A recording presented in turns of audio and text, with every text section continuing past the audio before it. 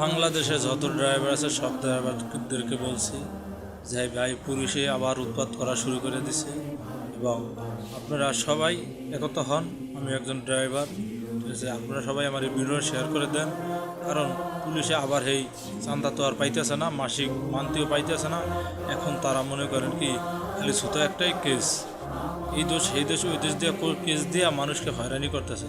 এখন আপনারা যদি সবাই আমাদের সাথে যোগদান একতা হন, তাহলে আমার মনে হয় যে এই পুলিশের হয়রানিটা আর করতে পারবো না। আমরা সবাই যে যেখানে পুলিশের কেস লাগবে ওখানে গাড়ি বন্ধ করে বসে থাকবো এবং এটা মিডিয়ারে জানাবো, মিডিয়ারে জানালে তখন এটা একটা সমাধানে আসবে।